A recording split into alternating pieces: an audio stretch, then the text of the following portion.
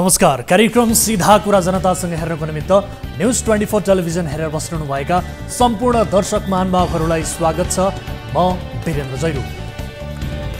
दर्शकहरू, स्क्रिनमा हेर्नुहोस्। यो तस्बिर सरकारकी ऊर्जा मन्त्रीको हो, तर यिनको भूमिका अहिले देशका खोला नाला जति सबै विदेशीलाई सुम्पिने, जलविद्युतमा नेपाली लगानीकर्ताले लगानी गर्न नसक्ने गरी नीति बनाउने, ठूला योजना बिना प्रतिस्पर्धा विदेशीलाई दिने गरी अघि बढेको छ। ऊर्जा मन्त्रालय माओवादीको हातमा परेदेखि थाहा छैन यो पार्टी किन देश बर्बाद गर्न खोजिरहेको छ, तर देखिँदैछ खतरनाक र दीर्घकालसम्म नेपाली रुवाउने प्रारूप। भावनामा आएर कल्पना गरेर कुनै दल वा नेता विशेषलाई लक्षित गरेर यो दावी गरिएको होइन। नेपालको खोला नालामा कसरी विदेशीको प्रभुत्व स्थापित गर्ने र कसरी नेपाली लगानीकर्तालाई बर्बाद गर्ने काम भइरहेको छ म बुदा बुदा भन्दैछु। आज ऊर्जा मन्त्री पम्फा भुसालले अहिले ल्याएको एउटा नीतिले भन्छ जलविद्युतका संस्थापक शेयर धनीहरूले 10 वर्षसम्म आफ्नो शेयर बेच्न मिल्दैन, धितो राखेर ऋण लिन पनि मिल्दैन। अर्थात् नेपाली जनताले विद्युतमा गरेको लगानी 10 वर्षसम्म फ्रिज गरेर राख्नुपर्छ। कुनै शेयर धनीलाई पैसाको अति आवश्यक परेर आफ्नो शेयर बेच्न खोज्छ भने ऊ बर्बाद हुन पाउँछ, तर आफ्नो सम्पत्ति बेचेर बाँच्न पाउँदैन। हो, पम्फा भुसालले जलविद्युतमा लगानी गर्ने नेपालीलाई बर्बाद पार्ने गरी यो नियम लागू गरेकी छन्। अब अर्को बुदा पनि सुन्नुहोस्। खोला नदीमा जलविद्युत बनाएपछि 30 वर्षपछि सरकारलाई प्रोजेक्ट हस्तान्तरण गर्नुपर्छ, तर त्यो बेलासम्म 20% सुरुका लगानीकर्ता वा भनौँ संस्थापक लगानीकर्ता हुनैपर्छ। अर्थात् 30 वर्षसम्म पनि 20% लगानीकर्ताले आफ्नो सम्पत्ति बेच्न लगानी गर्न पाउँदैनन्। यसो भएपछि अब कुन चाहिँ मूर्ख नेपालीले जलविद्युतमा लगानी गर्ला? नेपालीले जलविद्युतमा लगानी गर्न नसकुन् गरेकाहरू पनि यो नीति थाहा पाएर बिरामी परुन् भन्ने कुनियत सरकारमा देखिन्छ। नेपालीका लागि यस्तो घातक नीति बनाउने पम्फा भुसालले विदेशीका लागि चाहिँ कुनै शर्त बन्देज लगाएकी छैनन्। नेपालमा कुनै विदेशी आएर जलविद्युतमा लगानी गर्छ भने उसले सरकारबाट सुविधा पाउँछ, तर नेपालीले लगानी गर्दा उसले हैरान मात्रै पाउँछ। म यो दाबी कुनै भावनामा आएर गरिरहेको छैन, तथ्य भन्दैछु, बुदामै भन्दैछु। नेपालीले जलविद्युतमा लगानी गर्दा विद्युत प्राधिकरणले नेपाली रुपैयाँमा किन्ने सम्झौता गर्छ, तर विदेशी डलरमा बिजुली किन्ने सम्झौता गर्छ। विदेशीले नेपालमा जलविद्युतमा लगानी गर्दा जग्गाको बन्दोबस्त सरकारले गरिदिन्छ, नेपाली आफैले गर्नुपर्छ। विदेशीले जङ्गल नै सखाप हुने गरी रुख काट्नु पर्यो भने त्यसको जिम्मेवारी सरकारले लिइदिन्छ, तर नेपाली आफैले हैरानी खेप्नुपर्छ। बाटो प्रसारण लाइन पनि विदेशीका लागि नेपाल सरकारले बन्दोबस्त गर्छ, तर नेपालीका लागि गर्दैन। कतै सुरक्षा चाहियो भने सरकारले विदेशीका लागि सेना परिचालन गर्छ, तर नेपाली लगानीकर्ता आफैले सबै बन्दोबस्त मिलाउनुपर्छ। विदेशीका लागि नेपाल सरकारले प्रति मेगावाट 50 लाख अनुदान दिन्छ, तर नेपाली लगानीकर्तालाई दिँदैन। जलविद्युतमा लगानी गर्ने स्वदेशी लगानीकर्ताका लागि सरकारले 27 वटा सुविधा घोषणा गरेको थियो, तर दुर्भाग्य तीमध्ये बढीमा 3 वटा मात्रै लागू भए। अब भन्नुहोस्, राज्यले नै यस्तो नीति बनाउँछ भने कुनै नेपाली त्यति मूर्ख होला जसले जोखिम उठाएर जलविद्युतमा लगानी गरोस्? यी र यस्ता कति छन् कति विभेद। नेपालको खोला, नेपालकै माटो, तर यहाँ नेपालीले गरी खान्छु भन्न पाउँदैन। विदेशी आउँदा देशको सबै प्राकृतिक स्रोत साधन उसकै पोल्टामा हाल्ने माओवादी वा भनौँ देउबा सरकार वा भनौँ अहिलेसम्मका सरकारले के कसम खाएका हुन् हामी तिनछक परेका छौँ। रावण, कंस जस्ता राक्षसहरूले समेत आफ्नो देशलाई त माया नै गर्थे। नेपालका नेताहरू किन यस्ता भएका? वर्तमान सरकारले नेपालका खोला नाला भारतलाई कसरी दिएर कम्फर्टेबल सरकार चलाइरहेको छ भन्ने कुरा पनि अब भूदागत रूपमै भन्दैछु। भारतको जिएमआर भन्ने कम्पनीले माथिल्लो कर्णाली वर्षौंदेखि ओगटेर बस्यो। जिएमआरबाट 900 मेगावाट क्षमताको माथिल्लो कर्णाली फिर्ता लिनुपर्ने बेला प्रधानमन्त्री देउबाले 2 वर्ष म्याद थपिदिए, त्यो पनि विधि पद्धति मिचेर। 900 मेगावाट अरुण तेस्रोबाट त भारतले उत्पादन गर्नैकै लागि सकेको छ, उसलाई अरुण 4 पनि जिम्मा लगाइदियो। 779 मेगावाटको तल्लो अरुण पनि देउबाले भारतीय कम्पनी सतलजलाई दिइसकेका छन्। हालै 750 मेगावाटको पश्चिम सेती, 450 मेगावाटको सेती नदी 6 पनि भारतीय कम्पनी एनएचपीसीलाई दिइयो, त्यो पनि बिना प्रतिस्पर्धा। यतिमै जलविद्युत आयोजना विदेशीको पाउमा चढाउने श्रृङ्खला कहाँ रोकिन्छ र? 1902 मेगावाटको मोगो कर्णाली, 480 मेगावाटको फुकोट कर्णाली पनि भारतीय कम्पनीलाई दिइएको छ। 6000 मेगावाट भन्दा बढी क्षमताका आयोजना भारतलाई दिइएको छ। भारतका लागि नेपालले टाउकै काटेर राख्दा पनि भारतले चाहिँ दियो चाहिँ के त नेपाललाई? भारतले केही दिँदैन, किनभने शेरबहादुर देउबा प्रचण्ड पम्फा भुषालहरू चढाउनमै आनन्द मान्छन्। भारतले केही दियो भने नेपाली जनताले अलिकति सजिलो तरिकाले सास फेर्न सक्छन्। त्यो कुरा हाम्रा नेताहरूलाई मन्जुर छैन। डोकाका डोका नेपाली आयोजना भारतलाई दिँदा पनि भारतले माथिल्लो तामाकोसीको जलविद्युत किन अझै किन्न मानेको छैन? नेपाली लगानीमा चिनिया कामदारले काम गरेको भन्दैमा भारतले नेपालसँग यस्तो व्यवहार गरिरहन मिल्थ्यो र? भारतले आफ्नो जमिन हुँदै भुटानी शरणार्थीलाई नेपाल पस्न दिएर वर्षौंसम्म शरणार्थीको बोझ थुपारिदियो। तर अहिलेसम्म भारतले किन नेपाली बिजुली बङ्गलादेशलाई बेच्नका लागि बाटो दिँदैन? किनभने नेपाली नेताहरूले भारतलाई अहिलेसम्म हाम्रो चासो सम्बोधन गर्दैनौ भने तिमीले खोजेको योजनाहरू पनि दिँदैनौ भन्नै सकेनन्। नेपालका खोला नदीमा विदेशीको रजाई चल्ने नेपालीकै लागि गलपासो बनाउँदा काङ्ग्रेस र माओवादी खुसी देखिएका छन्। नेपालमा नेपालीहरू नै रुवावासी गर्नुपर्ने नीति बनाउने, विदेशी मालामाल हुने व्यवस्था मिलाउने काम नेपालमा अरूले गर्दैनन्, नेपालकै नेताहरूले गरिदिन्छन्। आधुनिक समयको गुण्डाराज भनेको यही नै हो। यो सबै देखेपछि बुझेपछि राणा शासकलाई गाली गर्नु, पञ्चहरूलाई सराप्नु, राजाहरूलाई धिक्कार्नुको के अर्थ भन्ने लाग्छ। आउनुहोस् सुरु गरौँ जनताको चासो गुनासो र प्रश्न सहितको विशेष कार्यक्रम सीधा कुरा जनतासँग।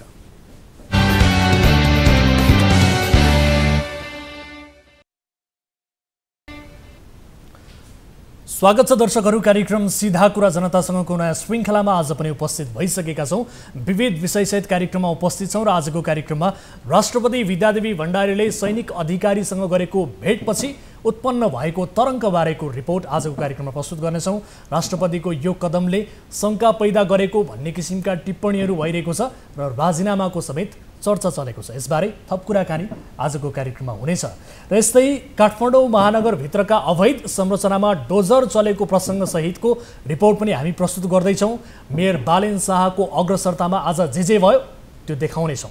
र यस्तै कलाको आवरणमा मानव तस्करी बारेको खास खुलासा पनि आजको कार्यक्रममा हुनेछ, जुन विषयमा कलाकार आर्यन सिग्देल र केकी अधिकारी पनि जोडिन पुगेका छन्। यो रिपोर्ट प्रस्तुत गरेपछि यसबारे पनि थप कुराकानी गर्ने प्रयास आजको कार्यक्रममा हुनेछ। र यस्तै आजको कार्यक्रममा एक साहसी आमाको कथा प्रस्तुत गर्दैछौँ, जसले चितुवाको मुखबाट आफ्नो छोरा खोसेर ल्याइन्, उनको जीवन रक्षा गरिन्। र साउदीमा अलपत्र परेका युवाहरूको कथा पनि आजको कार्यक्रममा समयले भ्याएसम्म हामी देखाउने प्रयास गर्नेछौँ। यसबाहेक तपाईँ दर्शक महानुभावहरूसँगको प्रत्यक्ष कुराकानीमा हामी जोडिनेछौँ, जसका लागि हामीसँग जोडिने माध्यम हामीले खुला गरिसकेका छौँ। कुनै पनि समस्यामा पर्नु भएको छ भने तपाईँले हामीलाई कल गर्न सक्नुहुनेछ कार्यक्रममा प्रत्यक्ष रूपमा भन्दै। सुरुवात गरौँ कार्यक्रमको ताली र गालीबाट।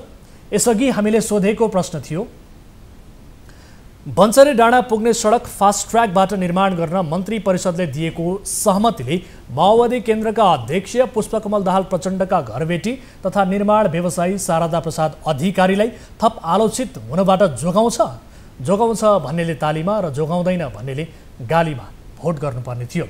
जसअनुसार 41.74%ले तालीमा र 58.26%ले गालीमा आफ्नो मत जाहेर गर्नुभएको छ। दर्शकहरू, यो मतलाई आधार मान्ने हो भने प्रचण्डका घरबेटी तथा निर्माण व्यवसायी शारदा प्रसाद अधिकारीलाई थप आलोचित हुनबाट जोगाउँछ भन्नेमा बढी मत परेको छ, अर्थात् गालीमा दर्शकहरूले बढी मत जाहेर गर्नुभएको छ। अब ताली र गालीका लागि आजको प्रश्न यस प्रकार छ। 1947 को त्रिपक्षीय सम्झौता एकपक्षीय रूपमा हेरफेर गर्दै भारतले अग्निपथ योजना अन्तर्गत 4 वर्षका लागि मात्रै नेपालीलाई भारतीय सेनामा लिने कार्यक्रम नेपाली युवाको हितमा छ भन्नेले तालीमा र छैन भन्नेले गालीमा भोट गर्नुहोला। हाम्रो पात्रोको एप्लिकेसनमा गएर ताली र गालीका लागि भोट गर्न सक्नुहुनेछ र भोटिङ सुरु हुन्छ अब आजको पहिलो अनि महत्त्वपूर्ण विषय, नर्भिक अस्पताल, नबिल बैंक, काठमाडौँ जिल्ला अदालत हुँदै सडक पेटी, अवैध संरचना, नक्सा पास बिनाका भवन, सडक अतिक्रमण भएका क्षेत्रहरूमा काठमाडौँका मेयर बालेन शाहले धावा बोल्न थालेका छन्। फोहोर व्यवस्थापनका कारण केही समय नराम्ररी बिथोलिएका मेयर शाह अहिले चाहिँ सम्हालिन थालेको जस्तो पनि देखिएको छ। बालेनले कानुन सबैका लागि बराबर हुन्छ भन्ने सन्देश काठमाडौँ जिल्ला अदालतको भवनबारे पत्र काटेर दिए। कानुनले धनी गरिब बुझ्दैन भन्ने सन्देश चौधरी ग्रुपका संरचनादेखि सडकपेटीमा व्यापार गर्नेहरूलाई समेत नियममा बाँध्ने प्रयास गरेर दिएका छन्। सरकारी सुविधा लिने तर सो बमोजिम व्यवहार नगर्नु गलत हो भन्ने सन्देश दिन व्यापारिक भवनका बेसमेन्टमा भइरहेका व्यापारमा धावा बोलेर दिएका छन्। बिहिबार नयाँ बानेश्वर स्थित अल्फाभिटा कम्प्लेक्समा रोचक स्थिति सृजना भयो। बेसमेन्टको व्यापार हटाउन गएका मेयरले भवन धनीसँग नक्सा मागे। उनले नक्सा छैन भन्ने जवाब दिए। त्यसपछि मेयर शाह आफै महानगर पुगेर अल्फाभिटाको नक्सा लिएर आए, साथमा डोजर पनि थियो। त्यसपछि मिडियाका अगाडि नक्सा राखेर बालेनले डोजर नै चलाए। मेयर बालेन शाहको बिहिबारको एक्सन हेरौँ यो विशेष रिपोर्टमा। नखोल्नुला केही छैन, तर हजुरले मैले जुन एप्रुभल ल्याएको छु सरकारले मैले फाइन तिरेर एप्रुभल ल्याएको छु त्यसलाई होइन सबैले हस्पिटल खोल्ने ल्याब खोल्ने एप्रुभल मैले व्यवसाय गर्ने भनेर ल्याएको छु नि हजुर। हैन व्यवसाय गर्ने भनेर एप्रुभल दिनु भएको छैन। काठमाडौँ महानगरपालिकाका मेयर बालेन शाह बिहिबार बानेश्वरका केही व्यापारिक भवनका बेसमेन्ट खाली गराउने क्रममा अल्फाभिटा कम्प्लेक्स पुगे र बेसमेन्ट खाली गर्न आदेश दिए। तर घरधनी दिराज शिवाकोटीले महानगरको सूचना थाहा पाएनौ, गोरखापत्रमा छापिएको पनि पढेनौ, नक्सा पनि छैन, जरिवाना तिरेरै बेसमेन्टमा व्यापार गरेको हो जस्ता तर्क गरिरहे। मेयर शाहले व्यापारिक भवनले आफ्नै पार्किङ, त्यो पनि आफ्नै भवनमा हुनुपर्ने नियम रहेको भन्दै सम्झाइरहे। तर घरधनी शिवाकोटी सम्झिने मोडमा देखिएनन्। 15 मिनट जतिको गल्फतीपछि घरधनी शिवाकोटीसँग बालेन जङ्गिए। मेयर शाहको तर्क थियो तपाईको घरको नक्सा मसँग हुनुपर्ने। मेयरको आक्रोशपछि घरधनीको प्रतिक्रिया थियो तपाईँ जनप्रतिनिधि हो कि डन, यो हेर्नुहोस्। म दिन्छु हजुरलाई। तपाईको घरको नक्सा मसँग हुनुपर्छ। नगरपालिका के हुन्छ त? तपाईको नक्सा मसँग मैले अफिसमा त यहाँनिर त नोटिस दिएको छ अनि के हो यो? हजुरले के 35 दिन भित्र खाली गर्नु भने नोटिस दिएको छैन? तपाईको घरको नक्सा मसँग हुन्छ? अनि मैले खाली गर्ने किन कसरी गर्ने? मैले तपाईको घरको नक्सा मसँग हुन्छ तपाईँ छ हुने? तपाईँ आरोपमा बोल्नुहोस्, तपाईँ हाम्रो प्रतिनिधि होइन? तपाईहरुकै प्रतिनिधि हो नि। कस्तो गर्नु तपाईले? पछिल्ला दिन मेयर बालेन शाह महानगरभित्रका अवैध संरचना हटाउन कसतिर लागेका छन्। महानगरबाट अनुमति नै नलिई बनाइएका संरचना भत्काउन बालेन आफै फिल्डमा पुगेर डोजर चलाउन निर्देशन दिइरहेका छन्। नयाँ बानेश्वरमा भवन धनी र मेयरको भनाभनपछि नक्सा हेरेर सोही बमोजिम गर्ने एक प्रकारको सहमति भएको थियो। तर भवन धनी सम्झिने प्रकृतिका रहेनछन् भन्ने निष्कर्ष निकाल्दै महानगरको टोली डोजर लिएर अल्फाभिटा पुग्यो। घरधनीले नक्सा नदिएपछि बालेन आफै अल्फाभिटा भवनको नक्सा बोकेर नयाँ बानेश्वर पुगे। त्यसपछि जे भयो यो हेर्नुहोस्।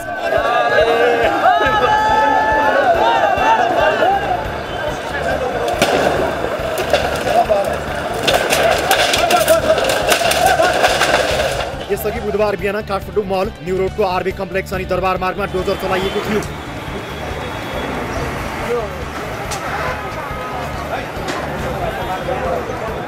अवैध संरचना हटाउन यसअघि महानगरले 35 दिने सूचना दिएको थियो। त्यो सूचना गोरखापत्रमै प्रकाशित पनि भएको थियो। महानगरको सूचनालाई धेरैले वास्ता नै गरेनन्। जब मेयर आफै डोजर, प्रहरी र नगर रक्षकहरू लिएर भवन अगाडि उभिए त्यसपछि मात्रै 35 दिने सूचना पनि निस्केको रहेछ भन्ने धेरैले चाल पाए। अहिले बालेन शाहले जे गरिरहेका छन् यी सबै काम यसअघिका मेयर विद्यासुन्दर स्वाक्यको पालामा सम्भव थिएन त? त्यति बेला पनि अवैध संरचना हटाउन सम्भव थियो र आफ्नो बेसमेन्टमा व्यापार गर्ने अनि व्यापारिक मलमा आएका सवारी साधनहरू चाहिँ सडक पेटीमा पार गराउने क्रियाकलाप त्यो बेला पनि रोक्न सकिन्थ्यो। तर अघिल्ला मेयर विद्यासुन्दर स्वाक्य र धनपति सापकोटा नेतृत्वको नगर रक्षकहरूले रहस्यमय तरिकाले यो विषयलाई बेवास्ता गरे। साक्य आफ्नो पदावधि पूरा भएपछि विदा भए भने धनपति सापकोटाले नयाँ मेयरले गत बिहिबार जिम्मेवारीबाट मुक्त गरे। अहिले सडक अतिक्रमण गरेर बनाइएका संरचना, सडक पेटीको व्यापार र बेसमेन्टलाई व्यापार गर्ने ठाउँ बनाउनेहरू विरुद्ध महानगर उत्रिएको छ। कानुन सबैलाई बराबर, अदालतमा पनि डोजर चल्छ। बालेन यता मेयर शाहले नक्सा पास नगरी काठमाडौँ जिल्ला अदालतको भवन बनेको भन्दै त्यहाँ पनि नियमअनुसार कारबाही गर्ने चेतावनी दिएका छन्। महानगरपालिकाले अदालतसँग नक्सा पासको कागजपत्र माग गरेको छ। सामान्यतः अदालतले अरूलाई आदेश दिन्छ, विभिन्न पक्षहरूसँग जवाब माग्छ। यसपटक अदालत आफैले भवनको नक्सा पास भए नभएको बारे महानगरलाई जवाब दिनुपर्ने भएको छ। अदालतलाई समेत पत्र काटिसकेपछि बालेनले भनेका छन् कानुन सबैका लागि बराबर हुन्छ। हामीले सडक पेटीका सामान्य व्यापारीलाई मात्रै होइन जो कोहीसँग पनि समान व्यवहार गरेका छौँ। काठमाडौँको सडकलाई फराकिलो बनाउने, व्यवस्थित बनाउने, सडकमा गरिने पार्किङ हटाउने काममा महानगरले अग्रसरता देखाएको छ। यसअघि बालेनले काठमाडौँको नर्विक अस्पतालमा पनि डोजर चलाउन खोजेका थिए। नर्विकले सरकारी जमिनमा सम्झौता विपरीत भौतिक संरचना बनाएको आरोप महानगरले लगाएको छ। महानगरले अवैध संरचना हटाउन दिएको अल्टिमेटम विरुद्ध नर्विक इन्टरनेसनल हस्पिटलले सर्वोच्चबाट महानगरको अल्टिमेटम कार्यान्वयन नगर्न अल्पकालीन आदेश ल्याएको थियो। अदालतको आदेशका कारण नर्वेको अवैध संरचना हटाउने एक्सनबाट बालेन पछि हटेका थिए। कुनै बेला काठमाडौँमा सडक फराकिला बनाउन तत्कालीन प्रधानमन्त्री बाबुराम भट्टराईले मात्रै डोजर प्रयोग गर्ने हिम्मत गरेका थिए। उनले 2033 सालदेखि हुँदै आएको अतिक्रमण हटाएर राजधानीको सडक विस्तार गरेका थिए। त्यसबेला विपक्षी दल जसको घर भत्कियो उनीहरू त छँदै थिए, सत्तारूढ पार्टीका नेताहरूको समेत विरोधको सामना गर्नु पर्यो बाबुरामले। अहिले बालेन शाहमाथि पनि शक्तिको दुरुपयोग गरेको आरोप लाग्न थालेको छ। बालेनको एक्सनमा साम्पाङको टिप्पणी, आफ्नो काम गर्न साम्पाङलाई सुझाव। यता धरान उपमहानगरपालिकाका मेयर हर्क साम्पाङले काठमाडौँका मेयर शाहको काममाथि निरन्तर टिप्पणी गरिरहेका छन्। काठमाडौँ महानगरले पछिल्लो समय अनाधिकृत रूपमा राखिएका संरचना र फुटपाथ पसल हटाउने अभियान चलाइरहँदा सामाजिक सञ्जाल मार्फत उनले कटाक्ष गरिरहेका छन्। बालेनको काम विरुद्ध निरन्तर खनिँदै आएका साम्पाङले आज फेरि लेखेका छन्, व्यवस्थापन र पुनर्वासको प्रबन्ध नमिलाई कसैलाई विस्थापित गर्नु हुँदैन, सबैको बाँच्ने अधिकार हुन्छ। साम्पाङको यो टिप्पणीमा धेरैले जवाब फर्काउँदै लेखेका छन्, हर्क साम्पाङले आफ्नै धरानको चिन्ता गरे पुग्छ, बालेनको एक्सनमा बेकारको टिप्पणी गर्न आवश्यक छैन। यसबीच नेकपा एमालेका नेता महेश बस्नेतले मेयर बालेनलाई फेसबुक स्ट्याटस मार्फत धम्की दिएका छन्। उनले फेसबुकमा लेखेका छन्, कसैको सन्किरे लहरी आतंक नियन्त्रण गर्न बाध्य हुनेछौँ। बस्नेतले फेसबुकमा जे लेखे त्यो हेर्नुहोस्।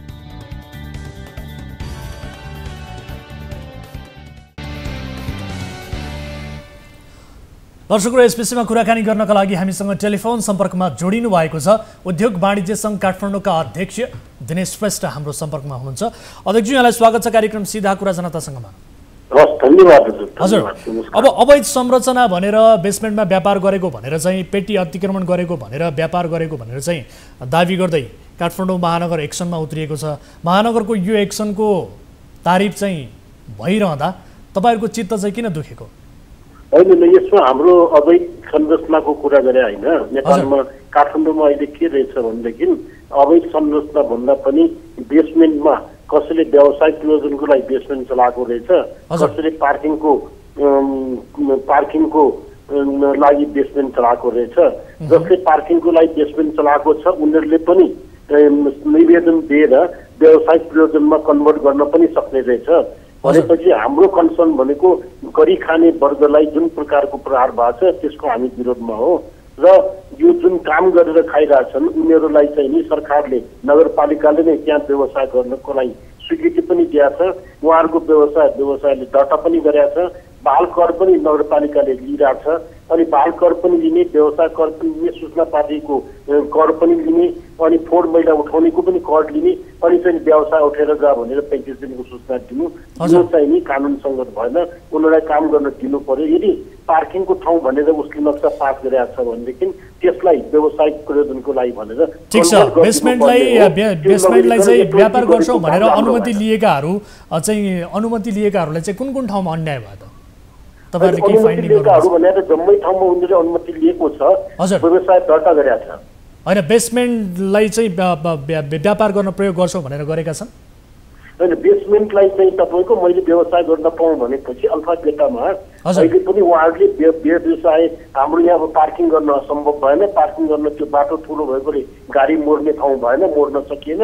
त्यस कारणले हामीले चाहिँ नि यसलाई बेसमेन्टलाई चाहिँ नि हामी व्यवसायीकरण गरौँ भनेर चिठी लेखेर मात्र दिए होइन, कर तिरेर उहाँहरूले नक्सा पनि नयाँ पास गर्छु भएको छ। र त्यो यदि कसले तिरेको छैन भने तिरेर पनि त्यो गरेको थुप्रै ठाउँमा छ भनेपछि जनतालाई त सहयोग गर्नुपर्ने हो, काम गरी खानेलाई सहयोग गर्नुपर्ने हो, न कि उनीहरूलाई चाहिँ तकलिफ दिने, दुःख दिने काम गर्ने हो। त्यस कारणले अहिलेको अवस्थामा त पार्किङ गर्छु भनेर मैले घर बनाएको हो, पार्किङ गर्न सकेन या गर्न मिलेन या मलाई लोभ लाग्यो मैले चाहिँ नि व्यवसाय गरेँ भनेदेखि त कर लिएर त्यसको व्यवसाय गराउन काम दिने हो। तर जबरजस्ती उठाउनु दिनु यो होइन। व्यापार गर्ने ठाउँमा पार्किङ नगर, पार्किङ गर्ने ठाउँमा चाहिँ व्यापार नगर भन्नु गलत हो र भने? होइन, त्यस्तो कहाँ नियम छ र? त व्यापार गर्ने ठाउँ र पार्किङ गर्ने ठाउँ भनेको मैले मेरो इच्छामा मैले घर बनाएँ। अब यो घर चाहिँ तपाईँको पार्किङ गर्ने पहिले के थियो यहाँ कुरा बुझ्नुहोस् न। अहिले कुरा सबैजनाले यो एकतिर कुरा गरेर भएन, व्यवसायहरूको उहाँ त बकैदा आज हातमा नक्सा नै लिएर जानुभयो नि त, नक्सामै यो पार्किङ हो भनेर उहाँले देखाउनु। पुरानो नक्सा लिएर जानुभयो, उहाँले नयाँ नक्सा भनेको कुरै थाहै छैन। ए, नयाँ नक्सा पनि रहेछ? नयाँ नक्सा मात्र होइन, अहिले नयाँ कार्यविधि के छ, नयाँ नक्सा के छ, जनताले के दुःख भएको छ भन्ने कुरा पनि बुझ्नु पर्यो नि, परेन? तब त्यहाँ व्यवसायले पार्किङ गर्छु भनेको थियो, मलाई लोभ लाग्यो घर बाल कर उठ्ने घर चाहिँ नि तपाईँको बालमा दिएपछि पैसा उठ्ने भयो, पार्किङ गरेर पैसा नउठ्ने भयो। अनि मैले व्यवसाय गरौँ भन्यो भनेदेखि त्यो गर्न पाइँदैन भनेर कानुन बन्नु पर्यो नि, परेन? अनि कानुन नबोकेर आएको देश होइन। विशेष गरी अब यो नक्सा पास गर्ने बेलामा चाहिँ बेसमेन्ट बनाउँछु भनेर भन्ने होइन, तपाईँले कस्तो कुरा नबोल्नु। नक्सा पास गर्दाखेरि मैले 90% कर छुट पनि लिने, अनि त्यस पछाडि पछि लोभ लाग्यो भनेर यो गर्न पाइन्छ त भने यो त अलिकति नियमसँग त भएन नि सर। डाइरेक्ट हामी होइनौँ र, यो यस्तो हो हामी यो चेन्ज गरौँ भन्न पाइँदैन। कर लिएर चाहिँ चेन्ज गर्ने हो। मैले व्यवसाय गरौँ भने मैले व्यवसाय गरौँ भनेर फर्म दर्ता गरेँ, अब मेरो व्यवसाय बन्द भयो, म गर्न सकिनँ भने बन्द गर्न पाइँदैन भनेको यो त्यो कुरा मैले तपाईँको कुरै बुझिनँ कि मैले पार्किङ गर्छु भनेपछि मेरो जिन्दगीभर मेरो छोरा नाति पनातिसँग पार्किङै गर्नुपर्छ। मैले व्यवसाय गर्छु भनेको मैले अब पार्किङमा चलाउनु सक्दैन भन्नुहुन्छ। मैले व्यवसाय गरेँ हो, अब म भोलि पार्किङमा जान्छु भन्यो भनेदेखि त्यो तिरेको खर्च लियो भनेर कसले भनेको छैन, त्यो पनि गरेका छन्। ठिक छ ठिक छ। त्यसो भए यो बताउनुहोस् न अब यो बालेन शाहको जुन कदम छ, जुन ढङ्गबाट उहाँ एक्सनमा उत्रिनु भयो, त्यसो भए तपाईँहरूले विज्ञप्ति निकाल्दाखेरि पनि यो कानुन विपरीत छ, यो कानुन चाहिँ मिलेन भनेर विज्ञप्तिमै तपाईँहरूले उल्लेख गरिदिएको भए हुन्थ्यो नि त। यो जनता झुक्क्याउने, जनतालाई एउटा भ्रममा पार्ने काम चाहिँ किन गर्नुहुन्छ तपाईँहरू? कानुन छैन। कानुन भनेको के हो भनेदेखि तपाईँको व्यवसाय बनाउनको लागि अहिले पनि व्यवसायहरूले तपाईँ हेर्नुहोस्, नगरपालिकामा नक्सा पास गरेको कुराहरू ग्राउन्ड फ्लोरलाई पार्किङ गर्ने कि ग्राउन्ड फ्लोरलाई चाहिँ तपाईँको व्यवसाय कामको लागि दिने भन्ने कुरो डिक्लेयर गर्न पाइन्छ। डिक्लेयर गरेन भने रेक्टिफाई गर्न पाइन्छ। मेरो एउटै कुरा के भने नगरपालिकाले त्यो व्यवसाय दर्ता गर्नलाई स्वीकृति दियो कि दिएन? हो, मैले चाहिँ पार्किङ गर्छु भनेको थियो, त्यहाँ चाहिँ तपाईँको अहिले बालमा दिएपछि बाल कर त उठाएको छ, उठाउन पाइन्छ त? किन भन्नुहोस् त? तपाईँ यो देशको नागरिक हो, हामी नागरिकसँग यो तपाईँ हामीसँग सबैसँग कर उठाएको छ, अनि कर उठाएपछि व्यवसाय गर भने होइन। ठिक छ। अब तपाईँहरूले आज चाहिँ आफ्नो बैठकबाट चाहिँ बालेनले चाहिँ व्यवसायीहरूलाई आतंकित बनाएको भनेर भन्नुभएको छ होइन। अब अवैध संरचना हटाउनु भनेर गोरखापत्रमा चाहिँ छापेको 35 दिनको सूचना हटेर गरेर बस्ने, अनि डोजर आएपछि आतंक भयो भन्नु चाहिँ तर्कसम्मत हुन्छ। त्यति बेला नै आफूहरूले आफ्नो तर्फबाट एक्सन लिनुपर्छ नि त। हजुर, मैले भनेको सुन्नुभयो सर? भन्नुहोस् न। गोरखापत्रमा 35 दिनको सूचना निकाल्दाखेरि नै आफ्नो तर्फबाट व्यवसायीहरूले एक्सन लिनुपर्छ कि पर्दैन भने? यहाँ सुन्नुहोस्, 35 दिनको सूचना गोरखापत्रमा निकाल्यो भन्ने कुरा आज गोरखापत्र कतिजनाले हेर्छ? आज गोरखापत्रको सर्कुलेसन कति छ? पत्रिकाहरूको सर्कुलेसन कति छ? त्यो मान्छेका पत्रिका पुग्या छ भनेको महानगरले निकालेको सूचना थाहा भएन कसैलाई? यहाँ सुन्नुहोस् न, गोरखापत्रमा निकाल्यो। अहिले तपाईँलाई कुरा गर्दाखेरि मैले बुझेको अल्फा बेटामा आज एकदम ठुलो हङ्गामा गर्यो, घर भत्कायो। त्यो घर अब चाहिँ तपाईँको नक्सा पास पछि रेक्टिफाई गरेर उहाँहरूले यो जग्गा अब व्यवसाय गरौँ भनेर नगरपालिकाले स्वीकृति दिएको कागज छ भनेदेखि अब त्यो भत्काएको क्षतिपूर्ति उहाँले दिनुपर्छ कि पर्दैन? हजुर, एउटा यो हाम्रो संविधानले दिएको प्रदत्त अधिकार, हाम्रो सम्पत्तिको रक्षा गर्ने। उहाँ त यो काठमाडौँको मेयर हो, काठमाडौँको चाहिँ तपाईँको संरक्षक हो, काठमाडौँको एउटा अभिभावक हो। काठमाडौँको प्रत्येक जनताको हक हितको लागि काम गर्नुपर्ने हो कि होइन? अब संरचना त महानगरले भत्काइदियो सर, संरचना महानगरले भत्काइदियो, तर तपाईँहरूले चाहिँ क्षतिपूर्ति महानगरसँग माग्छौँ भनेर पनि भन्नुभएको छ होइन। महानगरले चाहिँ डोजरको भाडा माग्यो भने के गर्नुहुन्छ तपाईँहरू? उल्टै यहाँ सुन्नुहोस्, क्षतिपूर्ति भनेको कसको मागेको हो भनेदेखि जसले संरचना अवैधानिक बनाएको छ उसको भत्काएकोमा हाम्रो कुनै कन्सर्न छैन। बुझ्नुहोस् है, यो एकदम प्रष्ट हो। यो मिडियाले पनि भए नभएको कुरा चर्चा गरिदिन्छ आजकल, अनि मान्छेलाई तुरुन्तै माथि पुर्याउने, तुरुन्तै तल खसाल्ने काम पनि हुन्छ। अहिले हजारौँ मिडिया छ। त्यो विषयमा त क्लियर पार्ने तपाईँहरूले हो नि त, तपाईँहरूले क्लियर पार्ने हो नि त सर? हजुर, तपाईँहरूले क्लियर पार्ने हो नि त, त्यसैकै लागि त यो प्लेटफर्म क्लियर गर्न खोजेको। जसले कर तिरेर व्यवसाय गरिरहेछ त्यही नगरपालिकाले त्यसबाट बाल कर उठाएको छ, त्यही नगरपालिकाले त्यो व्यवसायलाई दर्ता गरेको छ, त्यही नगरपालिका त्यसको सूचना पार्टीको पैसा ल्याएछ, त्यही नगरपालिकाले त्यसको फोहोर उठाउने पैसा पनि ल्याएछ। अहिले आएर त्यो काम गरेर गलत भयो भन्न चाहिँ पाइँदैन भनेको।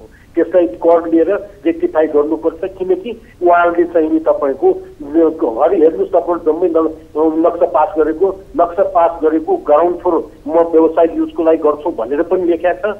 मैले यो ठाउँ चाहिँ पार्किङ गर्छु भनेर पनि ल्याएको छ। मैले पार्किङ भनेर लिएको ठाउँलाई भोलि चाहिँ चेन्ज गरेर मैले व्यवसायीकरण गरि पाऊँ भनेर कर तिरेको पनि छ, कर असुलेको पनि छ भनेदेखि त जनताले त आफ्नो स्वेच्छाले आफ्नो अनुकूलले आफ्नो हेरेर गर्ने हो नि त। ठीक छ, पार्किङको काम गर्नु पर्यो भने मेरो घरको तल मैले पार्किङ कसलाई दिन्छु कसलाई दिँदैन मेरो अधिकारको कुरो हो। मैले अब पार्किङ मेरो घरमा गाडी छैन म पार्किङ गर्नु पर्दैन भन्यो भनेदेखि गर्न पाइने कि नपाइने? ठीक छ। अब महानगर विरुद्ध तपाईँहरूको एक्सन चाहिँ के हुन्छ भनिदिनुहोस् त छोटो। महानगरको के गर्न सक्छ र? हामी त कानुन हाम्रो हातमा छैन। हामी त्यसरी जुन चाहिँ नि डिआइजी डिएसपीको हो अलि पछि लाएर हामी डोजर लिएर हिँड्न हामीसँग छैन त्यस्तो। हजुर, त्यसो भए एउटा विज्ञप्ति निकाल्नु भयो, अब चुप लागेर बस्नुहुन्छ? होइन, ठिक गरेको छ कि छैन जनताले हेर्छन्। यो चाहिँ नि जुन व्यवसायलाई मर्क परेको छ उसको अगेन्स्टमा जान्छन् र अहिले चाहिँ नि जोको भत्काएको छ यो जुन अवैधानिक भनेर गरेकोलाई हामीले केही भन्नु छैन, उहाँले आफ्नो प्रुफ गर्ला। तर चाहिँ नि जो व्यवसाय कर उठाएर तिरेको छ त्यस्तोलाई चाहिँ त्यस्तो गर्नु हुँदैन। त्यो गर्यो भनेदेखि नगरपालिकालाई पनि विश्वास हुँदैन। नगरपालिकाले व्यवसाय गर भनेर दर्ता गर्ने अनि चाहिँ यिनीहरूलाई उठार्न जाउँ 35 दिनभित्र भन्ने कुरोलाई चाहिँ नि यो त घरपतिसँग कुरा गर्नु पर्थ्यो, बोलाएर कुरा गर्नु पर्थ्यो अनि चाहिँ एमिकेबली सोल्युसन गर्नु पर्थ्यो। यो चाहिँ 35 दिनबाट सूचना दिए तिमीहरूले गरेन, तिम्रो जबरजस्ती हो भन्ने यो सहरको एउटा अभिभावकत्वको चाहिँ नि बहन गरेको मान्छेले अभिभावकत्व बहन गर्नुपर्छ कि पर्दैन? यसबारे थप कुराकानी हामी आगामी श्रृङ्खलामा पनि गरौँला।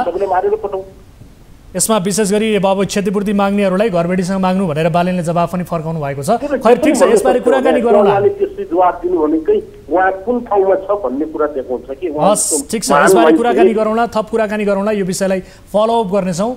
समय र यो महत्त्वपूर्ण कुराकानीका लागि यहाँलाई धेरै धेरै धन्यवाद सर। धन्यवाद। दर्शक महानुभावहरू, यो विषयलाई कुराकानी गऱ्यौँ। महानगरले अहिले एक्सन लिइरहेको छ। यो एक्सनको तारिफ भइरहँदा विशेष गरी उद्योग वाणिज्य सङ्घले भने यसको विरुद्धमा विज्ञप्ति निकालेको छ र व्यवसायीहरूलाई मार पार्ने गतिविधि गरेको भन्ने किसिमको कुराहरू गरेको छ। अब अर्को विषयतर्फ म यहाँहरूको ध्यान आकर्षण गराउन चाहन्छु। मानव तस्करी गर्ने गिरोहले आफ्नो धन्दामा नेपाली सिने क्षेत्रका केही चर्चित कलाकारको पनि नाम राखिदिएपछि ती कलाकारहरू अहिले तनावमा छन्। चलेका नायक आर्यन सिग्देल र केकी अधिकारी पनि एउटा फिल्मको सुटिङका लागि नर्वे जाने भनेर जम्मा 14 जनाका लागि भिसा मागिएछ, त्यो पनि दिल्ली स्थित नर्वेली दूतावासमा। बुझाइएका कागजपत्र शङ्कास्पद देखिएपछि दूतावासले पर्यटन बोर्डमा र बोर्डले सिआइबीमा खबर गर्यो। सिआइबीले केरकार गर्न थालेपछि आर्यन र केकी अहिले बिना कारण तनाव झेलिरहेका छन्। यो प्रकरणको तथ्य के हो त? यो विशेष रिपोर्ट हेरौँ।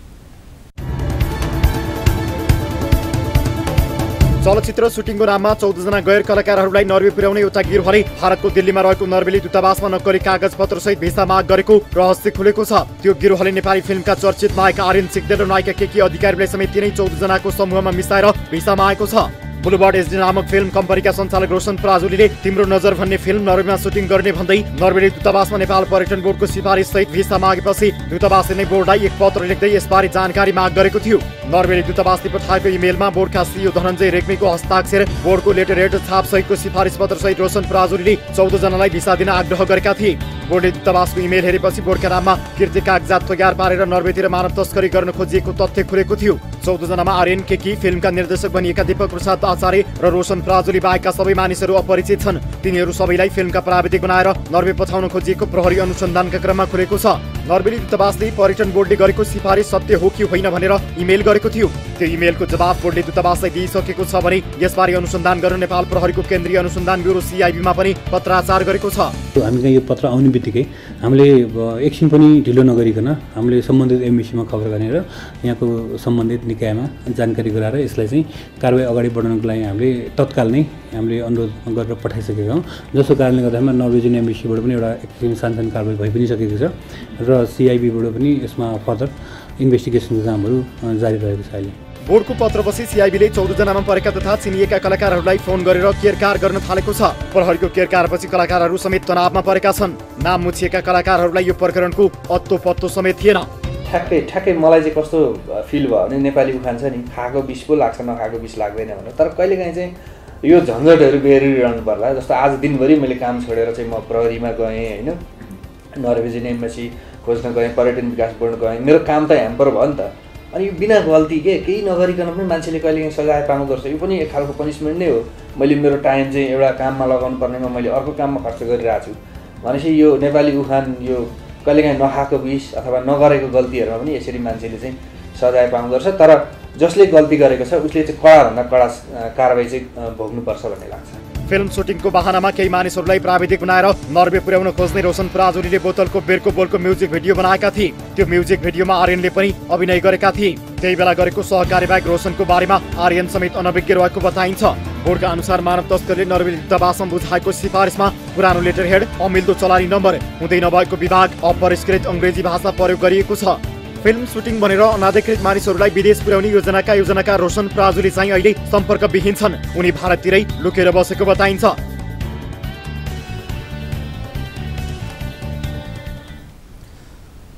दर्शकहरू, यस विषयमा कुराकानी गर्नका लागि हामीले अभिनेता आर्यन सिग्देललाई टेलिफोन सम्पर्क मार्फत जोड्ने प्रयास गरेका थियौँ।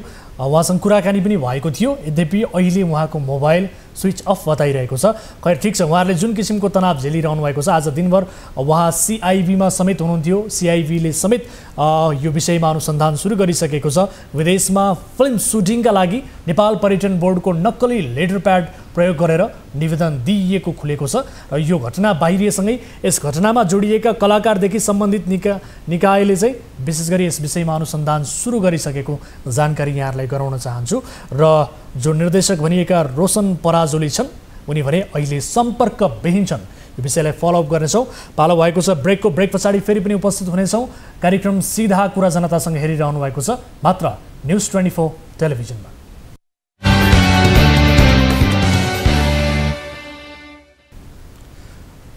ब्रेकपछि स्वागत छ दर्शकहरू। कार्यक्रम सीधा कुरा जनतासँगमा अब अर्को विषय, वैदेशिक रोजगारीका नाममा गरिने ठगी, बैमानी, झुट विरुद्ध कानुन कठोर छ।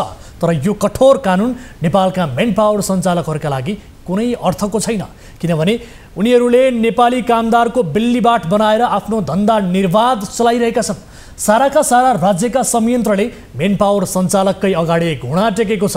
अक्सफोर्ड मेन पावरले धेरै नेपाली कामदारलाई अलपत्र र बिल्लीबाट पारेको यो प्रसङ्ग अबको रिपोर्टमा।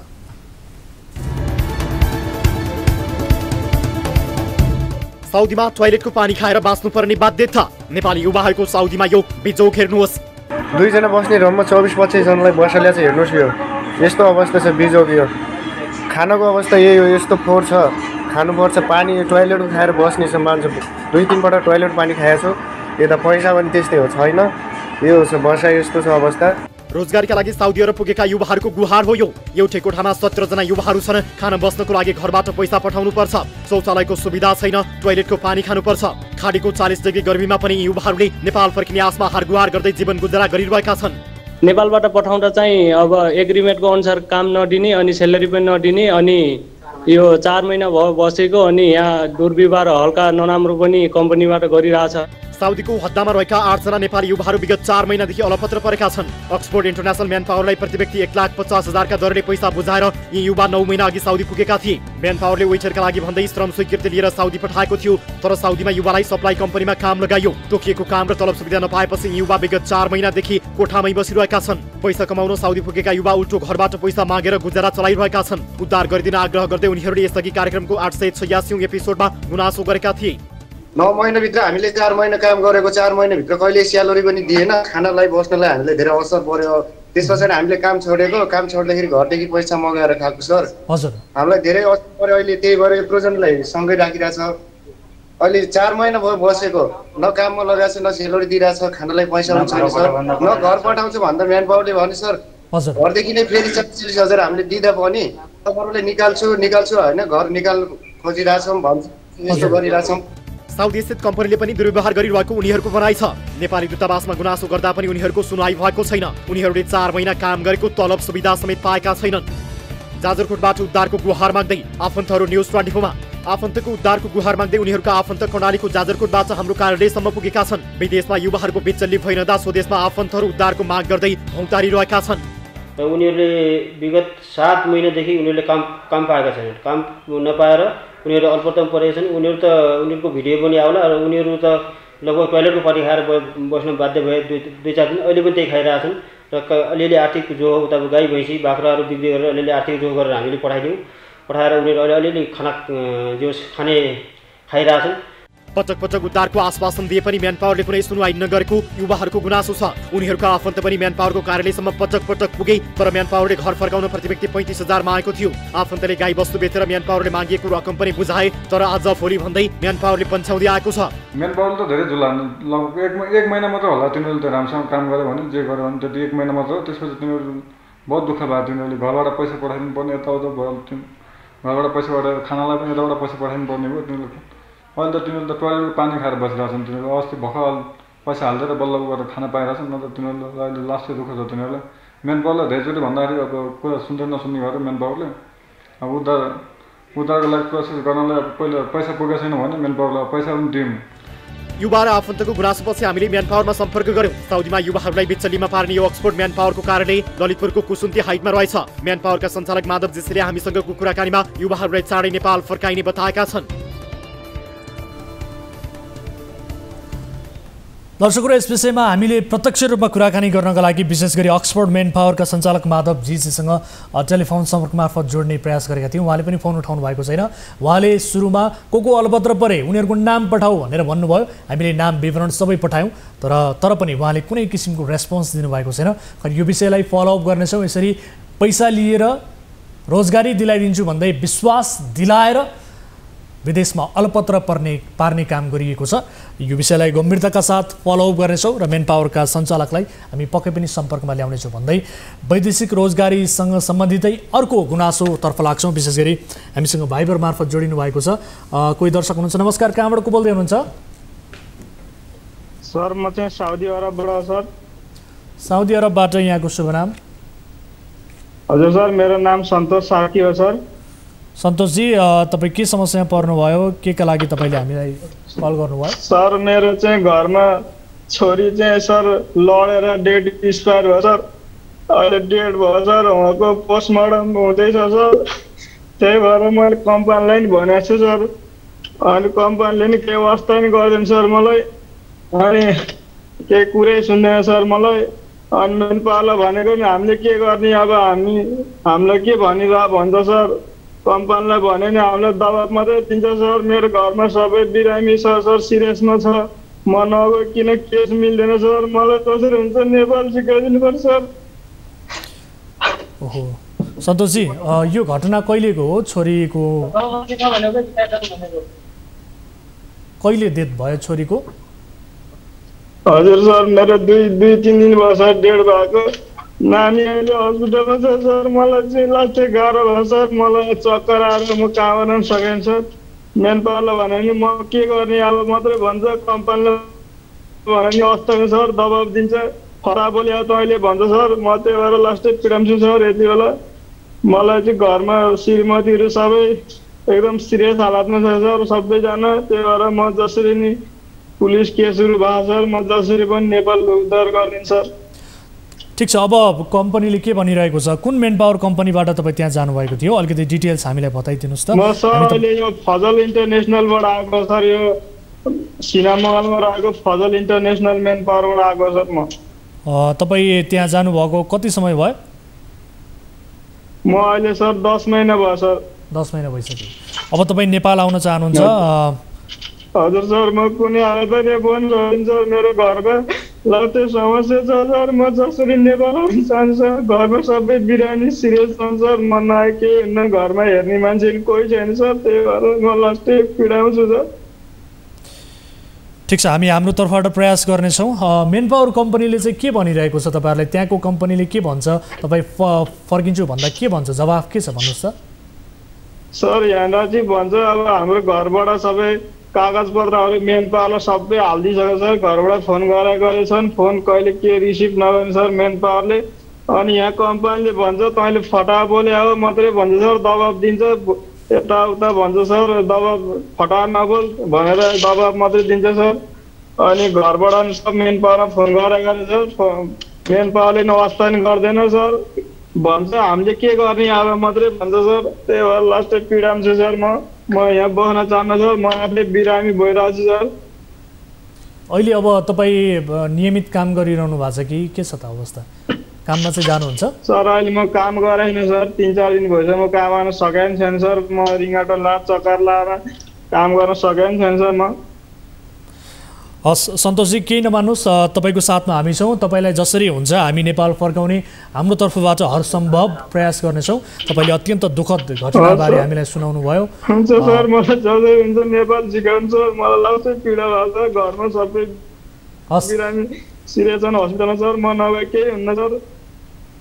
हस्, हामी प्रयास गर्नेछौँ। हामी हाम्रो तर्फबाट 100% तपाईँलाई सहयोग गर्ने कोसिस गर्नेछौँ। जोडिनु भयो, अलिकति आफूलाई सम्हाल्नु होला, अलि बलियो बन्नु होला, केही समय धैर्य गर्नुहोस्। हामी तपाईँलाई पक्कै पनि नेपाल झिकाउने प्रयास गर्छौँ। जोडिनु भयो, धेरै धेरै धन्यवाद।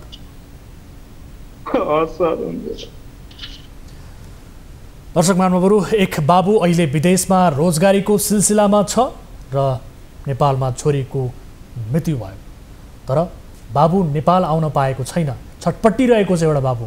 यो अवस्थामा मेन पावर कम्पनी र त्यहाँ स्थित कम्पनीले नेपाल आउन दिइरहेको छैन भन्ने किसिमको यो पीडा अत्यन्त दर्दनाक पीडा छ। छोरीको मृत्यु भएको खबरले ती बाबुलाई अहिले कति पिरोलिरहेको होला यति बेला विदेशमा, त्यो कल्पना पनि गर्न सकिन्न। खैर, यो कार्यक्रममा आउने बित्तिकै अब विदेशका गुनासोहरू आउने भए, विदेशका समस्याहरू आउने भए, विदेशबाट मान्छेहरू अलपत्र परेका मान्छेहरूले गुनासो गर्ने भए भन्ने किसिमको एउटा दैनिकी जस्तो बनिरहेको छ। दर्शकहरूले पनि त्यही सोच्नुहुन्छ होला, तर यो विडम्बनाको विषय हो, यो अत्यन्त दुःखद विषय हो। यो कार्यक्रममा यसरी गुनासो आउनु आफैमा लज्जाको विषय पनि हो, यो राज्यका लागि र तालुकदार निकायका लागि। तर पनि हामी हाम्रो तर्फबाट मद्दत गर्ने कोसिस पक्कै पनि गर्नेछौँ र उनलाई नेपाल फर्काउने कोसिस, परिवारलाई भेटाइदिने कोसिस र उनको पीडामा थोरै भए पनि मलहम लगाउने कोसिस हामी हाम्रो तर्फबाट हरसम्भव गर्नेछौँ। हाम्रो टिमले तत्काल उनको उद्धारका लागि प्रयास गर्नेछ र यो सुखद फलोअप रिपोर्ट हामी दर्शकहरूलाई देखाउनेछौँ। उनी नेपाल फर्किएको आफ्नो परिवारलाई भेटेको रिपोर्ट चाँडै नै देखाउन पाऊँ, यो अपेक्षा हामीले लिएका छौँ। अब अर्को विषयतर्फ यहाँहरूको ध्यानाकर्षण गराउन चाहन्छु। दर्शक महानुभावहरू, आज कार्यक्रममा धेरै विषयहरू छन्। राष्ट्रपतिले आफ्नो सुरक्षामा प्रत्यक्ष र परोक्ष रूपमा खटिएका नेपाली सेनाका अधिकारीलाई शीतल निवास बोलाएर भोज खुवाइन्। आफ्नो कर्तव्य इमानपूर्वक पालना गर्नेहरूलाई धन्यवाद भनिन्। नागरिकता विधेयकबारे विज्ञसँग छलफल गरिन्। अप्रत्याशित रूपमा केपी शर्मा ओली प्रधानमन्त्री शेरबहादुर देउवासँग भेट्न पुगे। घटनाक्रमले नयाँ मोड लिने सङ्केत देखियो। राष्ट्रपतिले राजीनामा दिएर नागरिकता विधेयक अघि बढ्न नदिने योजना बनाएको विषयले बजार नै तात्यो। काठमाडौँको चपली स्थित राष्ट्रपति विद्यादेवी भण्डारीको निजी निवासमा रङ रोगन समेत हुन थालेको खबर आयो। जब हामी राष्ट्रपतिको निजी निवासमै पुग्यौँ, स्थिति फरक पाइयो। राष्ट्रपतिले राजीनामा दिने सन्दर्भ र बाँकी विषयवस्तु बीचको सम्बन्धबारे तयार पारिएको यो रिपोर्ट हेर्नुहोस्।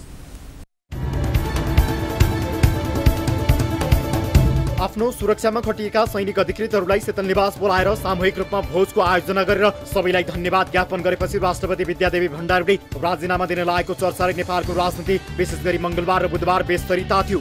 भण्डारीले नागरिकता विधेयकका सम्बन्धमा दिएको 15 बुँदे सुझावलाई लत्याएर दलहरूले छलफल समेत नगरी हुबहु पुनः प्रतिनिधि सभाबाट पारित गरेपछि भण्डारीले विज्ञहरूसँग समेत छलफल गरिन्। प्रतिनिधि सभाबाट पास भइसकेको विधेयक अहिले राष्ट्रिय सभामा पुगेको छ। राष्ट्रिय सभामा पनि सत्ता गठबन्धनकै बहुमत छ। त्यहाँबाट विधेयक पास भएपछि राष्ट्रपतिले 15 दिनभित्र विधेयक प्रमाणीकरण गर्नुपर्छ। 15 दिनसम्म विधेयक प्रमाणीकरण नगर्ने र 16औं दिनमा राजीनामा दिने चर्चाले नेपालको राजनीति तातेन मात्रै राष्ट्रपतिको चप्पल स्थित घरमा रङरोगन समेत सुरु भइसकेको अपुष्ट खबरहरू आए। हामी राष्ट्रपतिको निजी निवासमा पुग्दा त्यहाँ कुनै रङरोगन देखिएन। राष्ट्रपतिले राजीनामा दिएर फर्किने भन्ने बाहिरी चर्चा मात्रै सुनिएको घरमा हुनेहरूले बताए। राष्ट्रपतिको कार्यकाल 4 महिना जति बाँकी छ। कदाचित अबको 15-20 दिनमा उनी यही घरमा फर्किने तय भएको भए घरमा सामान्य मर्मत सरसफाई केही फरक हुनुपर्ने थियो, तर राष्ट्रपतिको निजी निवासमा त्यस्तो केही पनि तयारी देखिएन। एमालेको उक्साहटमा राष्ट्रपतिले राजनीति गर्न खोजिन्। राष्ट्रपति विद्यादेवी भण्डारीले बुधबार कानुन तथा अन्य क्षेत्रका 17 जनासँग फिर्ता गरिएको नागरिकता विधेयक प्रतिनिधि सभाबाट हुबहु पारित भएको सन्दर्भमा समेत जोडेर छलफल गरिन्। राष्ट्रपतिको निम्तमा शीतल निवासमा पुगेकाहरूले अनौपचारिक रूपमा दिएको जानकारी अनुसार विधेयकका सम्बन्धमा दिएका 15 बुँदामा बिना कुनै छलफल हुबहु पास गरिएपछि राष्ट्रपति चिन्तित थिइन्। उनले देशका रैथानेहरूलाई नि नामेट पार्ने गरी ल्याइएको भन्दै नागरिकता विधेयकमा भण्डारीले असन्तुष्टि जनाएको चर्चा छ। राष्ट्रपतिले पूर्व सैनिक अधिकारी विज्ञहरूसँग गरेको छलफललाई सत्तारूढ दलका नेताहरूले असंवैधानिक र गलत ठहर गरेको बताइएको छ। बिहिबार बालुवाटार स्थित प्रधानमन्त्री निवासमा सत्तारूढ दलका शीर्ष नेताहरूबीच पनि राष्ट्रपतिले चाल्न सक्ने कदमबारे विश्लेषण भएको थियो। यसबीच गृहमन्त्री बालकृष्ण खाँडे राष्ट्रपतिको 15 बुँदामा नागरिकता विधेयकको मात्रै कुरा नभएर संविधान संशोधनको विषय समेत उल्लेख भएको जानकारी दिएका छन्। सत्ता गठबन्धनका नेताहरूले नेकपा एमालेको उक्साडमा राष्ट्रपतिले नागरिकता विधेयकमा राजनीति गर्न खोजेको आरोप पनि लगाइरहेका छन्। व्यवस्था ढलेपछि नागरिकतामा खेलबाड। नेपालमा जब एउटा व्यवस्था ढलेर अर्को व्यवस्था स्थापित हुन्छ, नयाँ व्यवस्थाका शासकले सुरुमै अंगीकृत नागरिकता बाँड्ने प्रबन्ध मिलाउन थाल्छन्। जस्तो कि पछिल्लो समय मधेस आन्दोलन सफल भएपछि मधेसी जनताले खोज्दै नखोजेको अंगीकृतलाई नागरिकता दिलाउने व्यवस्था मिलाइयो, जसमा 46 सालसम्म नेपालमा जन्मेका जो कोहीलाई 3 जनाले सिफारिस गरेको भरमा नागरिकता दिइयो। तराईमा जसले मधेस विद्रोह गरेका थिए ती अधिकांश भूमिपुत्रहरू थिए। आदिकालदेखि तराईमा रहेका नागरिकता जग्गा जमिन भएकाहरूलाई देखाएर गैर नेपालीले नागरिकता दिने प्रबन्ध गरियो र मूलत अहिले तिनैका सन्तानलाई नागरिकता दिलाउन नागरिकता विधेयकको रणाको चलिरहेको छ। 63 साल अघि 46 सालको परिवर्तनपछि पनि गिरिजाप्रसाद कोइरालाले 49 सालमा नागरिकता नियमावलीमा परिवर्तन गरेर 36 सालको जनमत संग्रहमा नाम भएका सबैलाई नागरिकता दिलाइदिए। 36 सालमा निर्दलीय व्यवस्थालाई जिताउन विदेशीहरूको नाम मतदाता सूचीमा राख्ने काम सूर्यबहादुर थापाले मिलाइदिएका थिए भन्ने गरिन्छ। तिनै विदेशीलाई नागरिकता दिलाउने काम अंग्रेजाले 49 सालमा गरेका थिए। 32 सालमा पञ्चायती व्यवस्थाले संविधान संशोधन गरेर विदेशी महिला नेपालीसँग बिहे गरी आएमा अंगीकृत नागरिकता पाउन 5 वर्ष पर्खिनुपर्ने, अन्य प्रकारका अंगीकृत नागरिकता प्राप्त गर्न 15 वर्ष पर्खिनुपर्ने, नेपाली उत्पत्तिको व्यक्तिको हकमा 2 वर्ष पर्खिनुपर्ने जस्ता नियम बनाइयो। तर यो नियम 37 सालमै संशोधन गरेर फेरि नागरिकतामा कुकुलो नीति लागू गरियो। यी प्रसङ्ग समेत उल्लेख गरेर राष्ट्रपति विद्यादेवी भण्डारीले नागरिकता सम्बन्धी ऐन बनाउँदा विचार गर्नुपर्ने 15 बुँदा सहित विधेयक फिर्ता पठाएका थिइन्। तर राष्ट्रपतिले औल्याएका ती 15 बुँदा विधेयकमा राख्ने त के, छलफल समेत नगरी गठबन्धनका दलहरूले प्रतिनिधि सभाबाट हुबहु पास गरे। प्रचण्ड र ओलीको छेपारे शैली। वैवाहिक अंगीकृत नागरिकता दिने सवालमा नेकपा एमालेका अध्यक्ष केपी शर्मा ओली र नेकपा माओवादी केन्द्रका अध्यक्ष प्रचण्ड दुवैले रङ फेर्दै आफू अनुकूलको व्याख्या गरिरहेका छन्। प्रचण्डले अहिले भनिरहेका छन् महिलाका लागि वैवाहिक अंगीकृत नागरिकता दिन 7 वर्षे प्रावधान सहितको विधेयक पहिले नै राज्य व्यवस्था समितिले पास गरेको थियो, त्यसलाई ओलीले सदनमा लैजान दिएनन्। प्रचण्डको भनाइ सुन्नुहोस्। यो त्यही विधेयक हो जो केपी ओली प्रधानमन्त्री हुँदा अध्यादेशमा रूपमा लगिएको थियो। यही विधेयक त्यसकारण पनि ती मान्छेहरू जसले यही विधेयक अध्यादेशको रूपमा पोहोर साल लगेका थिए तिनीहरूले यही विधेयक चाहिँ संसदमा ल्याउँदा राष्ट्रघाती भन्नुभन्दा बेइमानी अनैतिकता अरू केही हुनै सक्दैन। प्रश्न उठ्छ, त्यो बेला 7 वर्षे प्रावधान सहितको विधेयक ओलीले सदनमा लैजान दिएका थिएनन्। माओवादीले चाहे पनि ओलीका कारण त्यो प्रावधान विधेयकमा परेन भन्ने दाबी सत्य हो भने अहिले त सरकारमा ओली छैनन्। माओवादीले चाहे जस्तो 7 वर्षे प्रावधान माओवादी आफैले किन रङ फेरिरहेको छ?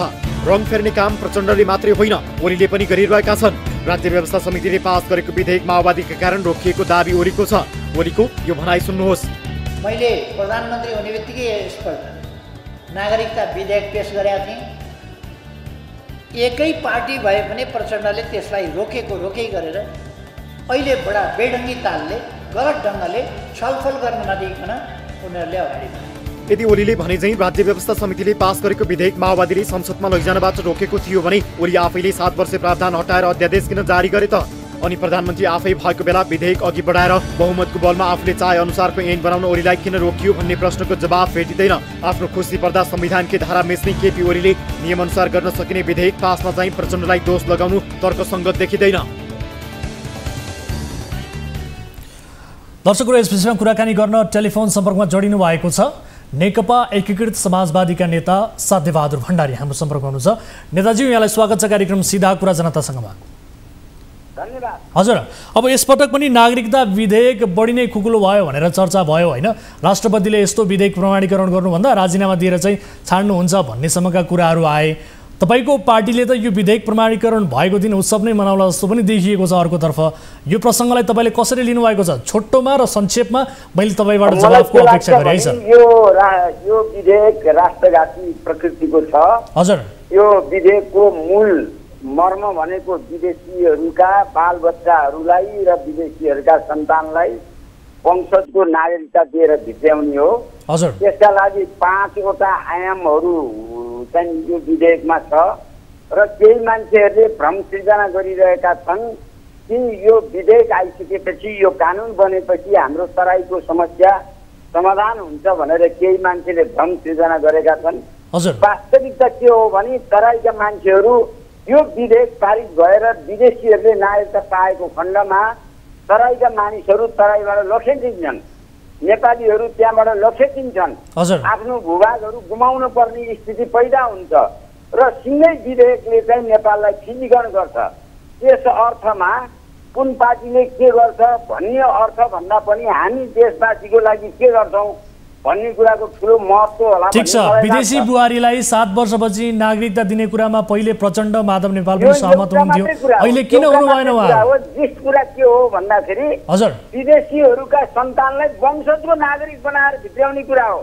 तपाईँले एउटा मात्रै कुरा, त्यो 5 वटा कुरा मध्ये 4 वटा कुरा त अब तपाईँको जाने तृतीय नागरिकतालाई सदर गर्ने 6 प्रकारका तृतीय नागरिकता छन्। ती सबै तृतीय नागरिकता लिनेहरूका सन्तानलाई वंशजको नागरिकता दिने, त्यसपछि जन्मको आधारमा नागरिकता पाएका विदेशीका सन्तानलाई वंशजको नागरिकता दिने, त्यसपछि नेपालमा भएर नेपालका चेलीले विदेशी पुरुषसँग बिहा गरिसकेपछि त्यो विदेशी पुरुषबाट जन्मेको विदेशीहरूको सन्तानलाई भान्जा भान्जीहरूलाई वंशजको नागरिकता दिने लगायतका चाहिँ 5 वटा कुराहरू यसमा छन्। तपाईँले एउटा मात्रै कुरा उठाउनु भयो कि 7 वर्ष रेसिप्रोसिटीको आधारमा, पारस्परिकताको आधारमा हाम्रो चेली बिहा गरेर कुनै मुलुकमा जान्छ भने त्यो मुलुकले 7 वर्षपछि मात्रै नागरिकताको लागि ढोका खोल्छ। हामी आएको भोलिपल्ट नागरिकता दिन सक्दैनौँ। त्यो एउटा भत्कर्न योग्य र निन्दा योग्य यो विधेयक हो। दोस्रो कुरो म तपाईँलाई केही स्पष्ट गर्न चाहन्छु भन्दाखेरि यो विधेयकलाई राष्ट्रपतिले चाहिँ तपाईँको राजीनामा दिएर प्रतिक्रियावादीहरूलाई विधेयकमा सही गर्ने परिस्थिति राष्ट्रपतिजीले निर्वाह गर्नुहुन्छ भन्ने मलाई लाग्दैन। कि राष्ट्रपतिले राष्ट्रपतिले राजीनामा दिनुहुन्न। अरू के गर्नुहुन्छ भने राष्ट्रपतिले जुन 9 वटा बुँदामा सरकारको ध्यान आकर्षण गराउनु भएको थियो, त्यो आकर्षण गराएको माथि संसदमा सरकारमा कुनै छलफलै नगरिकन त्यसलाई भत्सना गरेर राष्ट्रपति कार्यालयको राष्ट्रपतिको बेइज्जती गर्ने काम यो सरकार र संसदले गरेको छ। ठीक छ, ठीक छ। अब हाम्रो देशले चाहिँ यस्तो किन अंगीकार गर्न खोजेको होला त? यसो गर्दा कसलाई फाइदा हुन्छ भन्दिनुस् त? त्यसलाई चाहिँ तपाईको चाहिँ संसद र सरकारलाई संविधान अनुसार आउनको लागि उहाँले टिप्पणी गर्नुहुन्छ र त्यसलाई चाहिँ अहिले थाती राख्ने अथवा होल्डमा राख्ने भन्दा अर्को उपाय केही पनि छैन। उहाँले चाहिँ राजीनामा दिनुहुन्न। ठीक छ, अब तपाईले भने अनुसार यो हाम्रो देशको हितमा छैन भने देशको अहित गर्न चाहिँ शेरबहादुर देउबा, माधव कुमार नेपाल, पुष्पकमल दाहाल, उपेन्द्र यादव लगायतका नेताहरू किन लागिरहनु भएको होला त? उहाँहरू विदेशीहरूको मतियारको रूपमा अहिले प्रकट हुनुभयो र त्यसको चाहिँ राष्ट्रिय अहितमा उहाँहरूले गर्न सकिने जति हदसम्मको काम योभन्दा ठुलो अर्को हुन सक्दैन।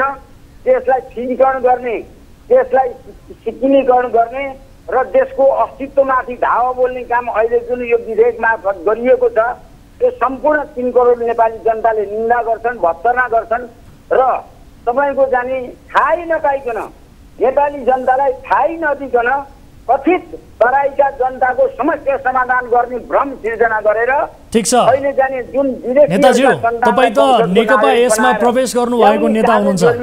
ठीक छ, नेपालीले भत्सना गर्छन्, निन्दा गर्छन्। तपाई त नेकपा यसमा प्रवेश गर्नु भएको छ। अब आफ्नै नेता माधव कुमार नेपाललाई चाहिँ विदेशीको मतियार भन्दा चाहिँ तपाईलाई अप्ठ्यारो हुने हो कि नैतिक रूपमा पनि यो अलिकति सुहाएन कि यो विषय? मलाई को नेताले के गर्यो भन्ने कुराको त्यो अर्थ न। देशवासीको लागि लडेका छौँ, नेपालको सार्वभौमिकताको लागि लडेका छौँ। त्यसमा विदेशीहरूका मतियारहरू छन्, विदेशीहरूका चाटुकारहरू छन्, विदेशीहरूको हित गर्ने शक्तिहरू छ र व्यक्तिहरू छन्। हामी त्यसको विरुद्ध लडिरहेका छौँ। हस्, समय र जानकारीका लागि म यहाँलाई धेरै धेरै धन्यवाद दिन चाहन्छु नेताजी। हजुर, धन्यवाद। दर्शक महानुभावहरू, पछिल्लो समय निकै पेचिलो बनिरहेको अवस्था छ। एउटा अर्को महत्त्वपूर्ण रिपोर्ट यहाँहरू समक्ष प्रस्तुत गर्ने कोसिस हाम्रो थियो। विशेष गरी एक साहसिक आमाको कथा हामी प्रस्तुत गर्ने क्रममा थियौँ। तर आजका लागि यिनै विषयहरू प्रस्तुत गर्दा गर्दै कार्यक्रमको निर्धारित समय पनि यही सकिएको छ। कुनै पनि समस्या पर्नु भएको छ भने हाम्रो टोल फ्री नम्बर 1660112424, यसै गरी एनसेल नम्बर 9801572424 र एनटिसी नम्बर हाम्रो परिवर्तन भएको छ। यो जानकारी दर्शकहरूलाई गराउन चाहन्छु, अर्थात् भाइबर नम्बर रहेको छ 9745615654 मा तपाईँले हामीलाई अब भाइबर मार्फत पनि सम्पर्क गर्न सक्नुहुनेछ। एकपटक फेरि पनि यो नम्बर नोट डाउन गर्नुहोला 9745615654, यसमा तपाईँले कल गर्न सक्नुहुनेछ भन्दै आजका लागि यिनै विषयहरू प्रस्तुत गर्दा गर्दै कार्यक्रमको निर्धारित समय सकिएको छ। कुनै पनि समस्या पर्नु भएको छ भने 24 घण्टा हामीलाई सम्पर्क गर्नुहोला। तपाईँको समस्या सुन्ने मात्र होइन, त्यसको समाधान खोज्ने प्रयास हाम्रो यस कार्यक्रमले गर्नेछ भन्दै आजका लागि कार्यक्रम सिधा कुरा जनतासँगबाट म वीरेन्द्र जैरू बिदा हुन्छु। नमस्कार।